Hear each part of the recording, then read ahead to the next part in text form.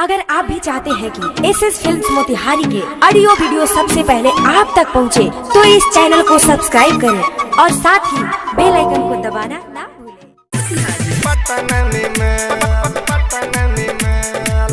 Music by Saurabh Aishwarya.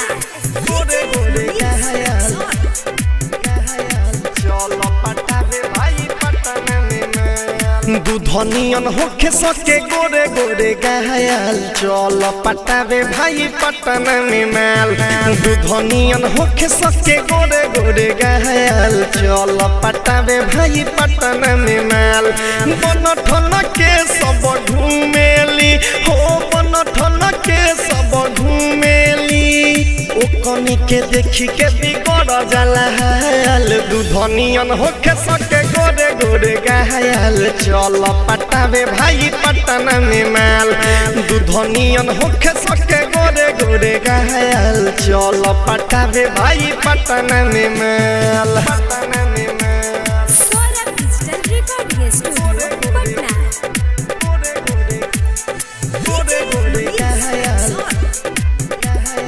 चल पटावे भाई पटन में। हाँ देखबे तो देखते रह जाइबे, उठावा के उठलाली रे।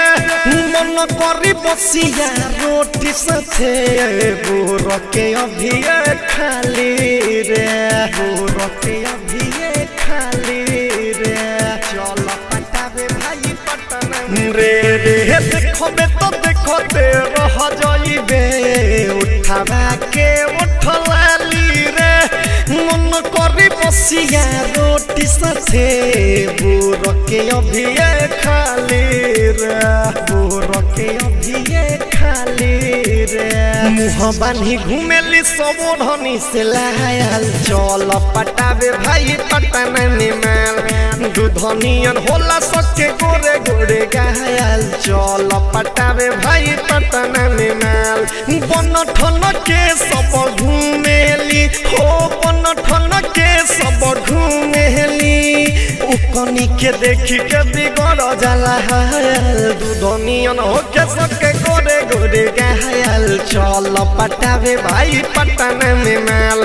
दूधनियन होला सके गोरे गोरे घायल, चल पटावे भाई पटन में माल। पटन में माल, गोरे गोरे गोरे गोरे गोरे गोरे घायल, चल पटावे भाई पटन में माल। किसन सुधीर तू चल साथे, मजा बहुत मुहाई रे। सौरभ ऐश्वर्या से कहतनी, कौन होल औले गाई रे, कौन होल औले गाई रे। चल पटावे भाई पटन में हो, गौरव सुधीर तू चल साथे, मजा बहुत मुहाई रे।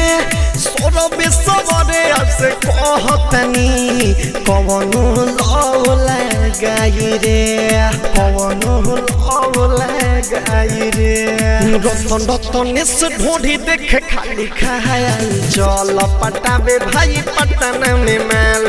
दूधनियन होके सके गोरे गोरे घायल, चल पटावे भाई पटन में माल। बन ठन के सब घूमेली हो, बन ठन के सब घूमेली, ओकनी के देखी के बिगड़ जाला हाल। दूधनियन होके सके गोरे गोरे घायल, चल पटावे भाई पटन में माल। दूधनियन होला सके गोरे गोरे घायल, चल पटावे भाई पटन में माल। Saurabh digital recording studio Motihari.